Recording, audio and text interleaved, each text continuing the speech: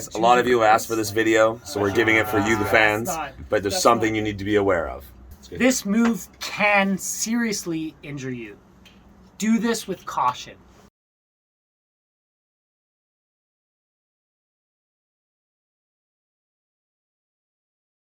So, we're talking about kite loops here. So these are the prerequisites in order to kite loop. Number one, we got the upwind jump. How would you know that you're doing an upwind jump? I would ensure that when you leave the water, you don't immediately go downwind, right? So you take off and you get more of an upwind takeoff, that floaty feeling, and you're not just moving directly downwind the second your board leaves the water. Yeah.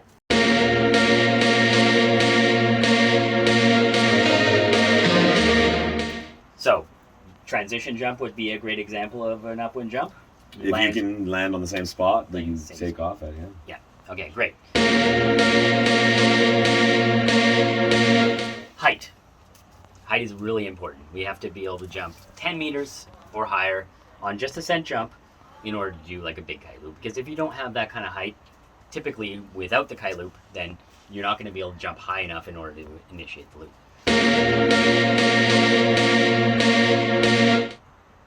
Matt, what do you think about looping on the landings? We should be able to do down loops and back loops, right? Should always be able to land with speed and power. So as you're landing, you're downwind pointing and you're comfortable landing a jump. And with a loop, right? Like a down loop or a back loop, either or. The loop will give you the power on the landing. And if you want to land later and loop later, that's fine. Just as long as you're comfortable with your board speed so that as you land, you're able to ride off and carve back upwind. Yeah. And it's also important to be able to do a down loop or a back loop when you're at height, fully powered, so that you have the sort of experience to what to expect when you're doing a kite loop. Yeah, so body position wise. Body position. So you want to be stable in the air. That's very important.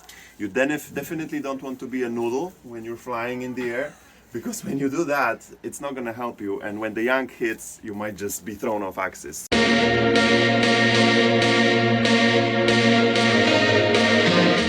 you don't want that. You want to ideally be square to the kite, stable, and stay strong. Brace for the pull.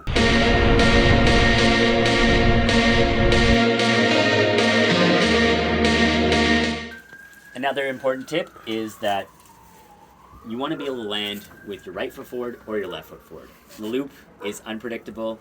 Who knows what's going to happen? If you can't land with your right foot forward or your left foot forward, you might get pulled a little bit out of position and you could hurt yourself. Yeah, so Matt, we're just looking for different ways to start to practice this sort of skills that you'll need in order to kite loop. One of the easiest ways is to go upwind very strongly and try a nice hop transition.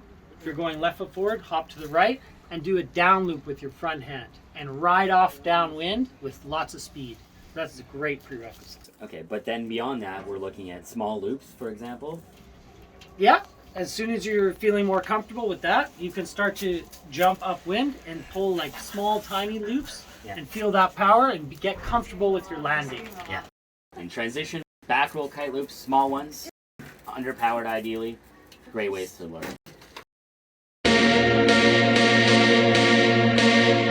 All right, so we should probably talk about the gear next, right? Yeah, totally. Okay, gear and conditions and everything like that. What do you think about gear-wise? Yeah, kite size.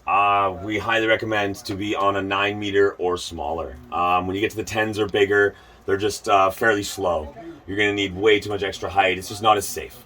So we're gonna have to go 9 meter and smaller, and just do your own research to see that you have a kite that loops well. Certain types of kites just don't loop as friendly, and it's going to be higher risk that the kite may not be catching you with that. Now, would you ride boots if you were going to do kite loops for the first time? No, boots are definitely not the board we want to go for. You want to go with foot straps on your board.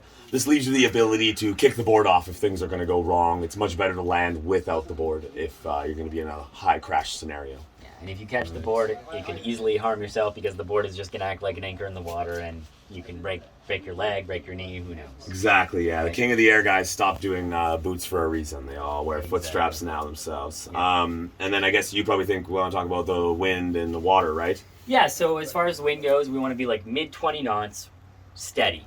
The thing is, you don't want lulls, because when the lull comes around, the kite's not going to catch you, it's not going to loop as fast, and you're going to hit the water really fast. And if it's really gusty, that can be bad too, because the kite can yank you, you might not be able to complete the loop, and you can crash into the water really hard.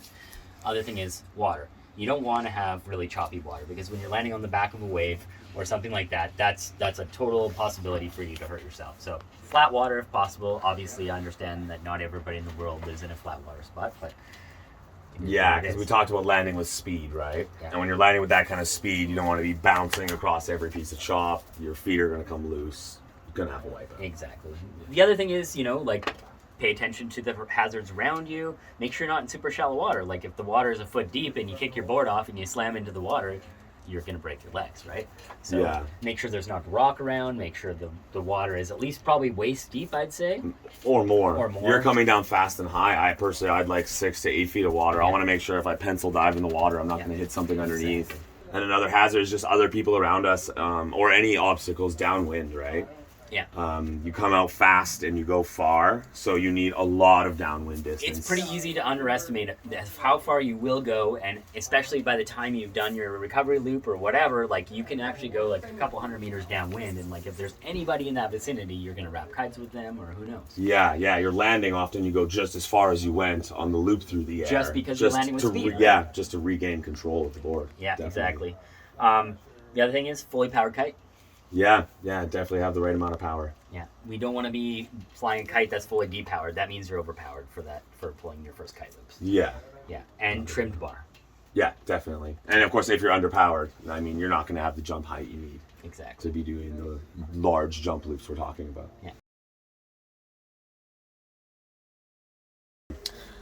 All right, guys, so that wraps up the prerequisites of the skills required and the conditions and gear required for what this. Now let's really dive into the move itself.